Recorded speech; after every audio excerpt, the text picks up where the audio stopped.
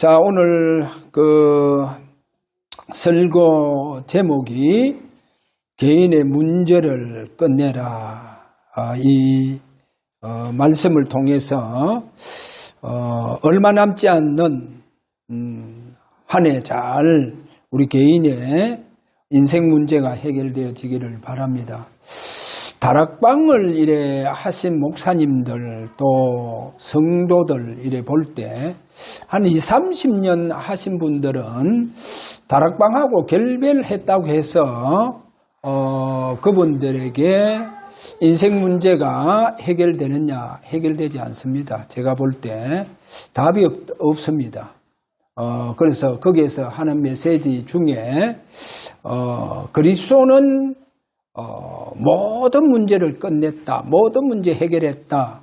그거를요, 저는 그 말씀이 진짜 복음인 줄 알았는데 알고 보니까 이게 불교적인 메시지와 똑같더라고요. 나중에 그분 계속 메시지 하는데 불교 얘기를 하는데 그 불교 얘기하고 무아지경이라든지 해탈이라든지 유아독존이라든지 내가 부처가 되는 거 이런 말씀 계속 하는 거 보고 그러면 이게 뭐지? 이제 그 부분에 의문이 딱 생기더라고요. 그렇게 의문 생기면서 이제 그 다음에 어느 날 또 보니까 이제 복식 호흡을 강조를 딱 하더라고요. 근데 이 복식 호흡이 완전히 불교식으로 들어가더라고요. 이것도 뭐지? 하면서 그러면서 제가 저는 다락방 30년 했는데 남들보다도 저는 생명 걸고 집중 속에 들어갔습니다. 메시지 붙잡고. 그런데 인생 문제가 해결이 안 되더라고요. 인생 문제 해결 안. 다락방 절대로 인생 문제 해결 안 됩니다. 왜냐? 메시지 자체가 불교적인 메시지하고 똑같고 그러니까 지금 거기 있는 목사님들이 그거를 발견 못하고 있더라니까요. 그리고 완전히 뭡니까? 무당하고 똑같습니다.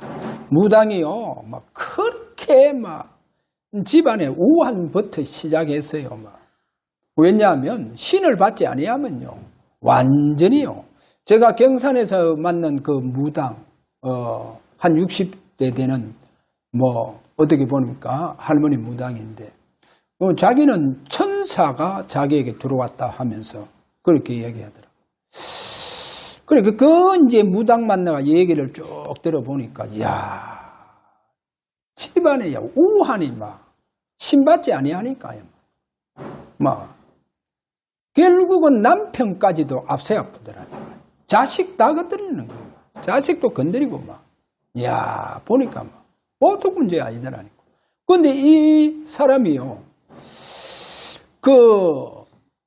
무당을, 자기 이웃집에 있는 무당을 딱 만났는데, 그 무당이 이제 어느 아주 용한 무당을 소개해줘가. 그러니까 이제 무당을 찾아갔는 거예요. 무당이 한마디 딱 보더만 신받으라는 거예요. 신받지 않으면 네 모든 문제 해결이 안 된다는 거예요. 그러니까 신받는 순간 그 사람요, 완전히 자기 집안과 개인 문제가 다 끝나붙다니까요. 다 끝나붙어요. 다 해결돼 보세요. 그러니까 제가요, 그거 해결된 것이 아니다. 그러면 앞으로 자식들에게 물려줄 거냐? 저 딸인데 딸에게 물려줄 것이냐? 제가 이 얘기하니까. 자기가 딱 그거 치고 간다 하더라고요. 그렇게 이 얘기하는 그거를 들으면서 이게 꼭 무당이 말하고 있는 다 해결됐다. 다 끝났다. 모든 문제 해결됐다. 똑같은 거예요. 그런데 실제로 다락방 목사님들은 제가 보면서 그러니까 그 메시지 다 해결됐다. 다 끝났다. 그래서 다 모든 문제 끝냈다. 거기에 완전히 자기 체면 권리가 있어요. 체면 권리가 있습니다. 어떻게 체면 권리가 있느냐? 다락방 하는 목사들 중에 아주 못된 목사들이 많이 있습니다. 그리고 그 사람들은요, 주님께서 내 과거, 현재, 미래, 내가 앞으로 넘어질 것까지도 다 해결했다. 내일 내가 넘어질 것까지 다 해결했다 하면서 그 못된 짓을 하면서 갑니다. 왜? 다 해결됐다고. 그러니까요. 그게 뭐가 보험입니까? 그래서 저는 다락방을 보면서 절대로 인생 문제 해결되지 않는다. 인생 문제가 해결 안 돼요. 답이 없습니다. 무슨 답이 있습니까? 예수는 그리스도 해서 어떻게 나갑니까? 이제는 망대로 나가가 있어요. 망대. 파수망대 이렇게 한참 뭐 이렇게 떠들다가 이제는 뭐로 합니까? 절대적 망대. 야, 자기 문제 방어하는 용으로 망대를 세우고 있는 거 있죠.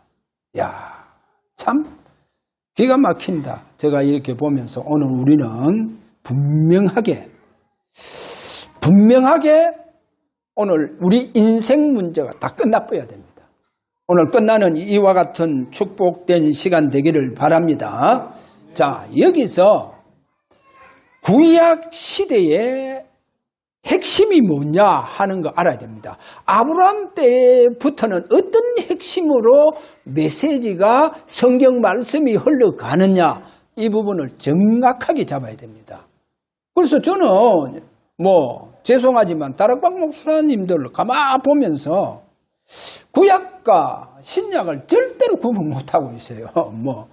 구약에서도 아브라함 세계 복음화, 요셉 애굽에 가서 세계 복음화 했다 하면서 그러니까 구약과 신약을 구분을 못해요. 지금.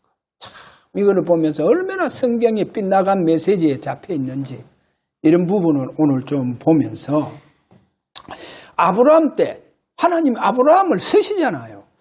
아브라함을 쓰시는데 그러면 아브라함 때 이 구약의 그 핵심 메시지가 어떻게 흘러가느냐 이걸 오늘 정확하게 우리가 잡아야 됩니다. 아브라함을 통해서 뭐를 보여주고 있느냐? 하나님께서 아브라함에게 찾아오시고 하나님께서 아브라함을 통해서 나타나십니다. 그러면 아브라함에게 하나님 나타나시는데 아브라함에게 나타나시는데 왜 나타나심을 통해서 하나님께서 살아계심을 보여주시는 거예요. 아브라함을 통해서 나타나신다는 이것은 아브라함을 통해서 하나님께서 유일하신 하나님이시다. 살아계신 하나님이시다. 이것을 나타내 보여주시는 겁니다. 할렐루야. 그래서 잘 보세요. 그러면 언제부터 아브라함에게 하나님 나타나시느냐?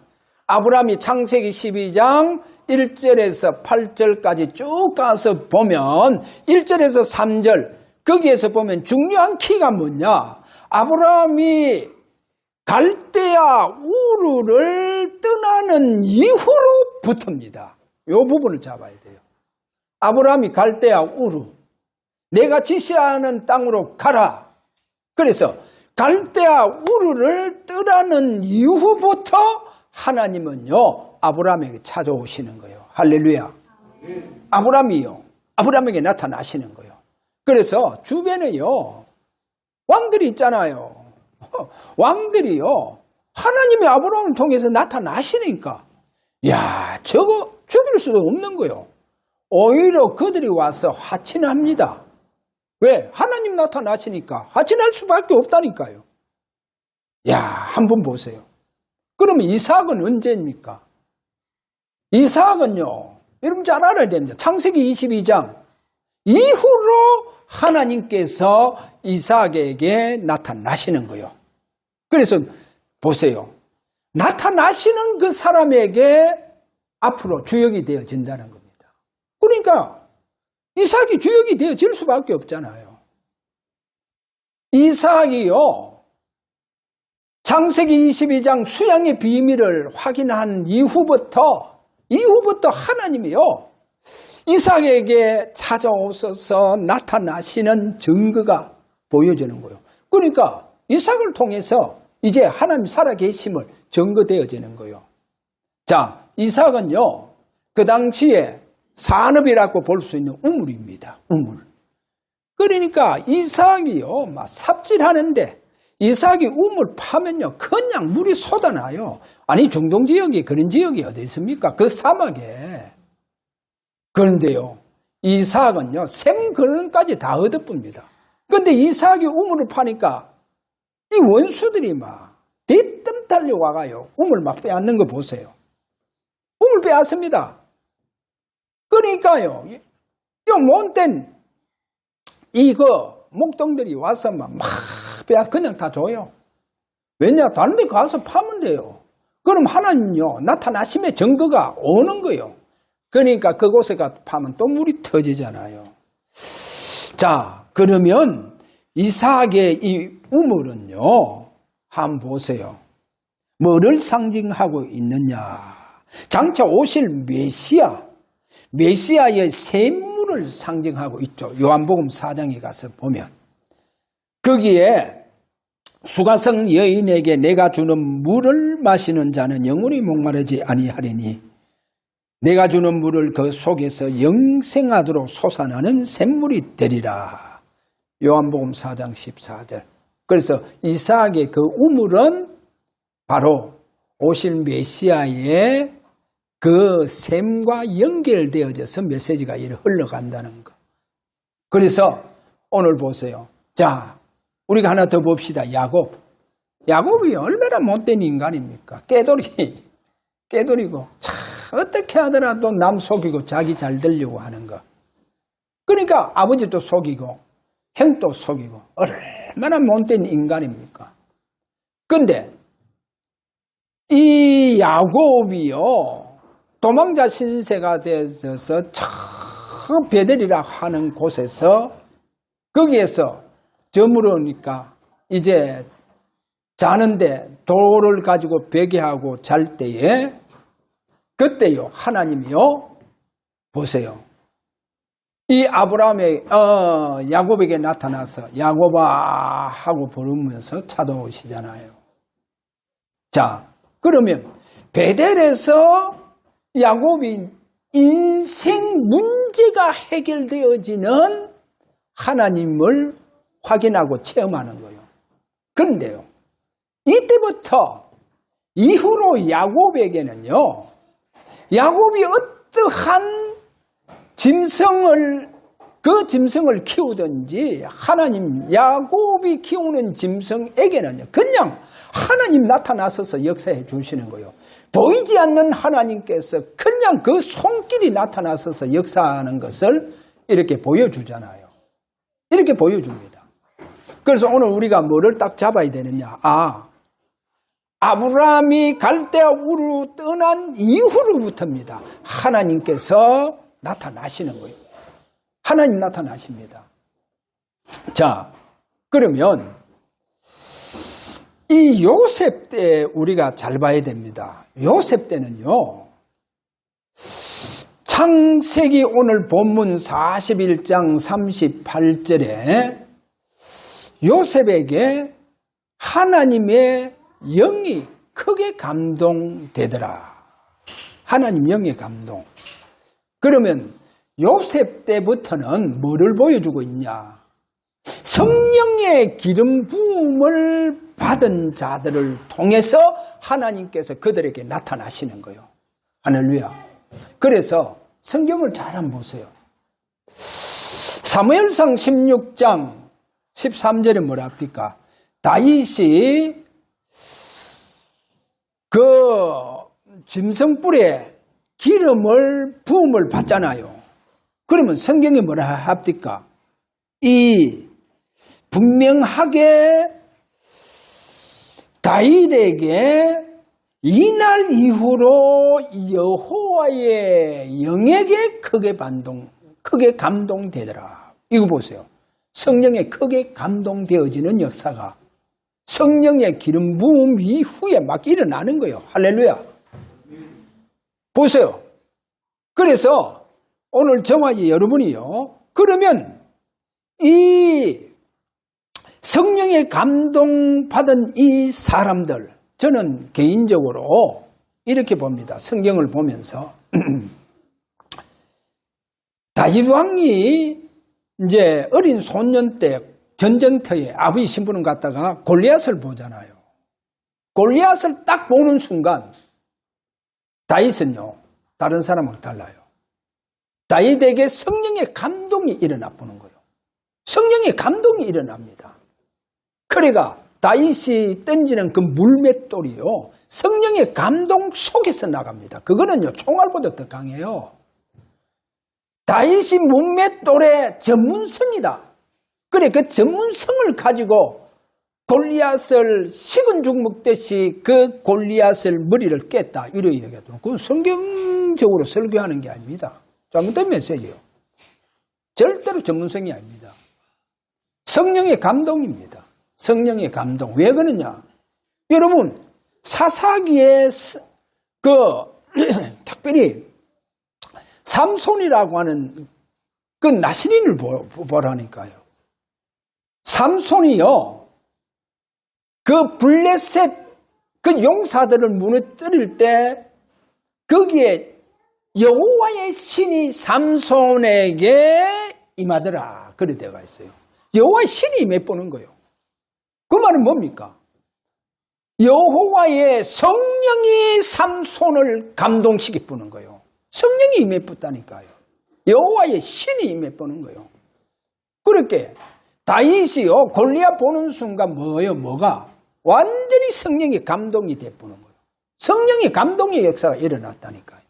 자, 오늘 저와 여러분이요, 진짜 구약에 이제 왜 그러면 아브라함의 후손들에게 아브라함에게 야 아브라함아 네 후손이 온 세계 온 땅을 주겠다 그 말이 있습니까? 없어요.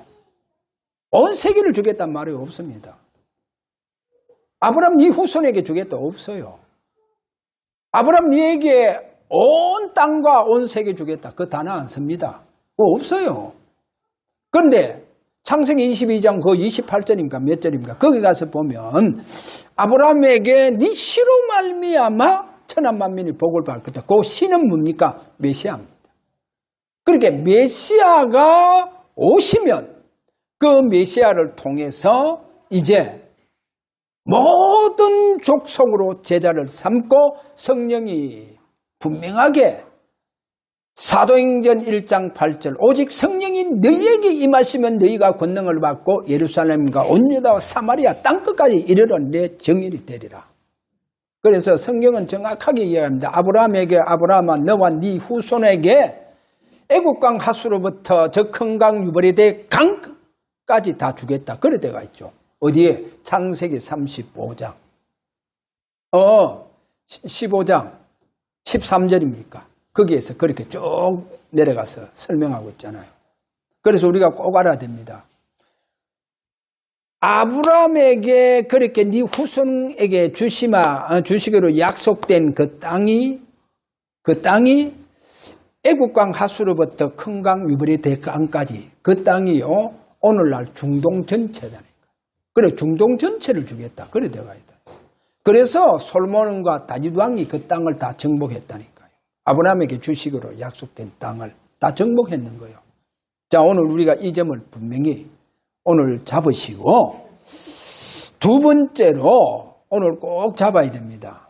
그래서 첫 번째 대지 거기에 구약 때의 이 중요한 핵심의 흐름입니다. 이 메시지의 흐름 이렇게 잡아야 합니다. 그래서 메시아가 오실 때까지 주님께서 그들에게 나타나셨다는 거예요.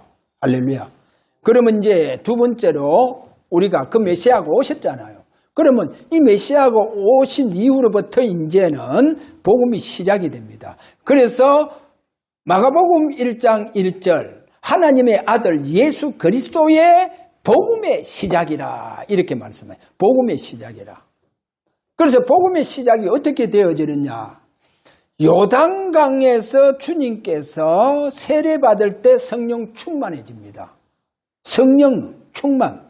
그래 성령 충만 있고 어디로 가느냐. 바로 누가복음 4장 1절에 가서 보면 광야로 갑니다. 그런데 성령 충만 받고 이제 사단에게 시험 받으러 갈 때 성령에 이끌려.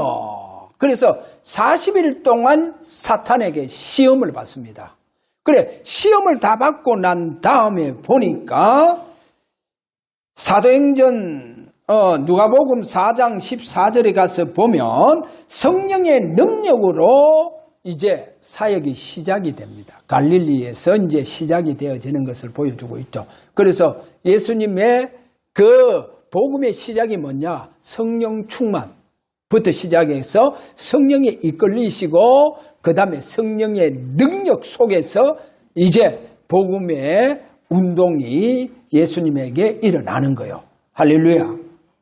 자, 이러면서 거기에서 또 한 가지 더 보자면 죄 문제를 다 끝내줍니다. 해결해줍니다. 그래, 중풍병자에게 뭐랍니까? 네 죄 사함을 받았느니라. 할렐루야.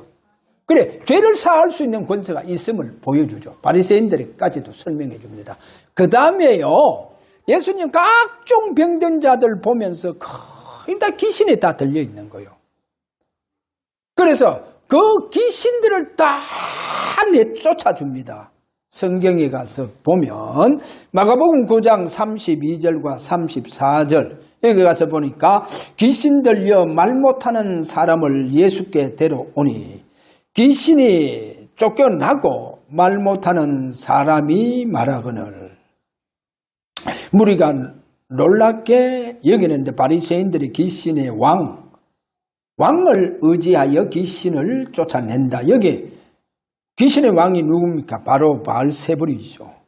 자, 그 다음에요, 우리가 한 가지 더 중요한 게 뭐냐? 주님 모든 사역 속에서요, 보이지 않게 그분이 왕권이 임해서 역사합니다. 그래서 나중에 마태복음 16장 28절에 가서 보면 그 베드로, 야고보, 요한에게 이런 말씀합니다. 인자가 왕권을 가지고 올 것을 볼 자들이 있느니라. 볼 자들이 있느니라. 그래서 그동안 왕권의 역사가 보이지 않게 주님께 역사하고 있었다. 이 부분이 예수님의 복음의 그 시작되어지면서 공생의 사역이 이렇게 진행이 되어지는 것을 여기서 보여주고 있습니다. 자, 그러면 여기에서 세 번째로 개인 사탄의 문제를 끝내라 하는 이 문제를 가지고 봐야 됩니다. 여기 한 두 가지만 정확하게 잡아야 됩니다. 첫째가 뭐냐? 조금 전에 얘기한 것처럼 마태복음 16장 28절 보호자의 왕권이 내게 임재해 주셔야 됩니다. 할렐루야. 내게 보호자의 왕권이 임재해 주셔야 돼요. 우리는 이 축복이 있습니다. 예를 들어서 에베소서 2장 6절 뭐라고 얘기합니까? 예수 그리스도 안에서 하늘에 앉히시니 이 말은 뭡니까?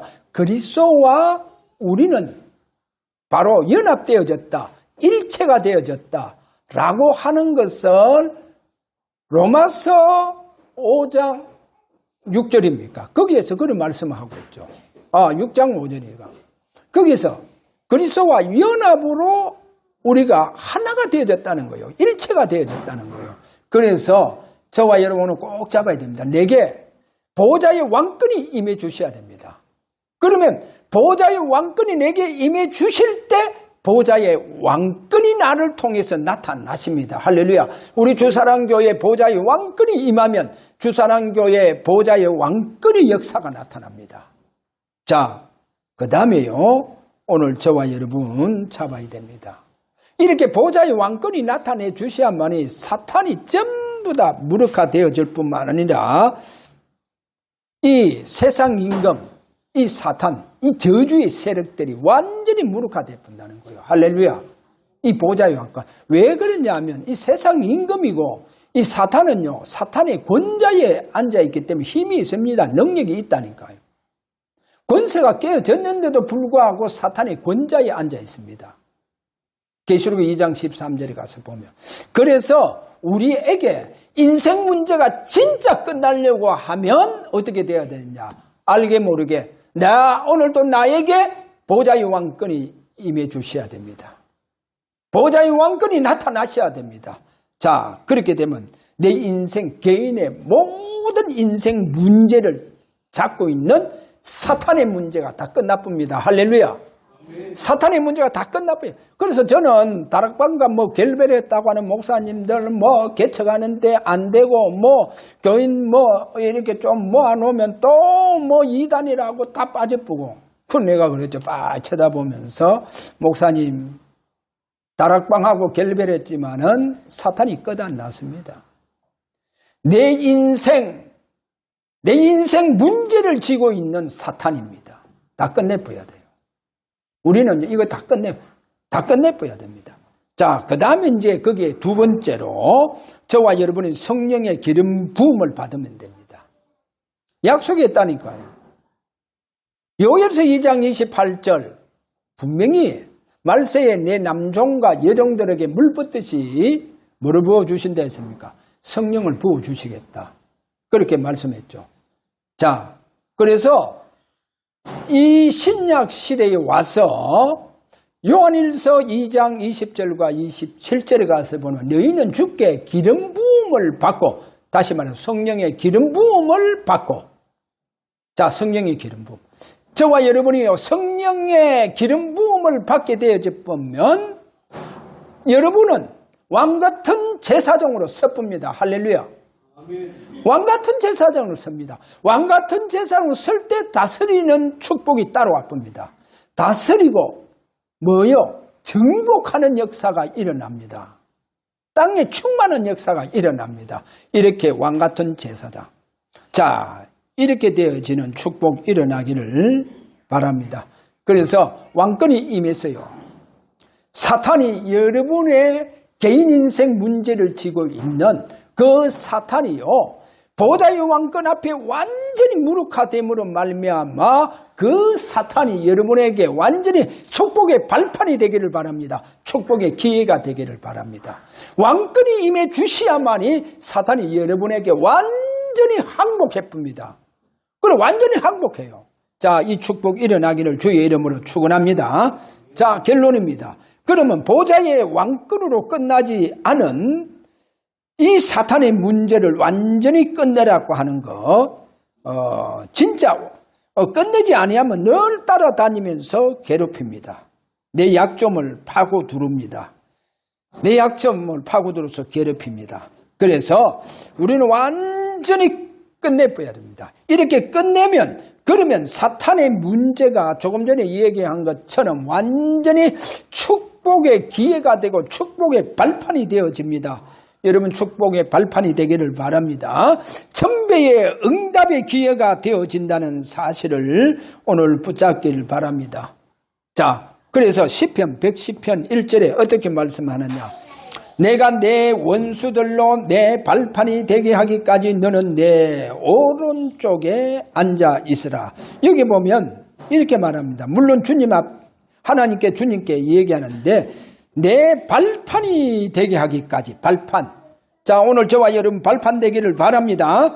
축복의 발판이 되는 축복이 일어나기를 바랍니다. 그 다음에 하나 더 보자면 사도행전 2장 35절에 가서 보니까 조금 전에 얘기한 것처럼 사탄이 완전히 항복하는 역사. 이렇게 말합니다.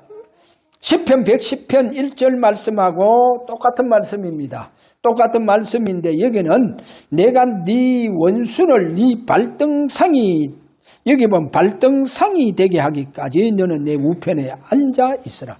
발등상, 완전히 발등상 된다는 말은 뭡니까? 내게 완전히 무릎 꿇어붙는 거예요. 항복했다는 말입니다. 할렐루야. 자, 이런 저와 여러분 인생 문제 해결되어지는 여러분의 분명히 이번 얼마 남지 않는 시간들이 되기를 주의 이름으로 분명히 그렇게 축복합니다. 자, 여기서 하나 꼭 저와 여러분 잡아야 될 것은 사탄을 끝낸 이후로입니다.